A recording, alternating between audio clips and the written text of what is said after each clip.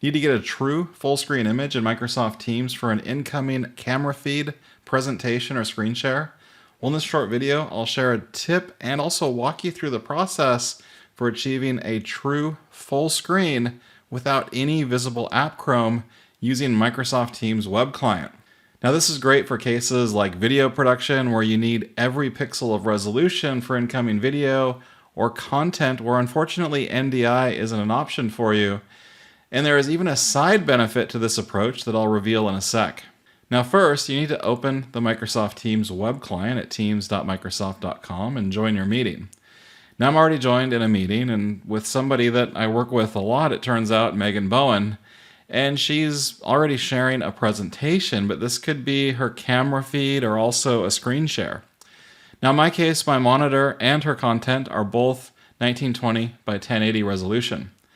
So first, I want to lose the taskbar and the Edge browser interface, and to do that, I'm going to go ahead and click F11. Now, if your browser doesn't have a dedicated F11 button, you can navigate to it, or you may need to hit the function key, or Fn, to access F11. Now I'll tell you about the bonus feature benefit that I mentioned earlier. So I'm going to go ahead and share my camera, and usually this means that you'll see yourself in the bottom right corner of the screen all the time, like you can right now.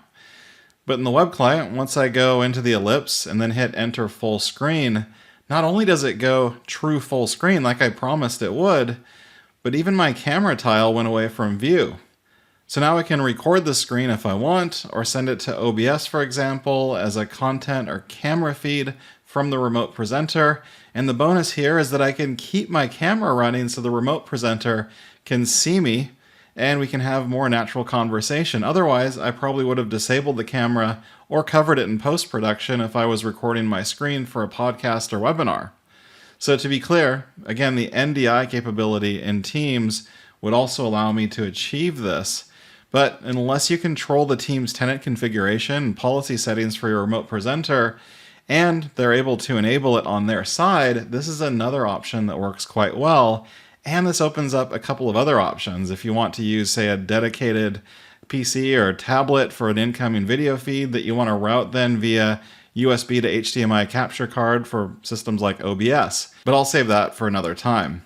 So as always, I hope this helped you, and I'll keep the remote working tips coming, but be sure to subscribe to this brand new channel, and thanks so much for watching.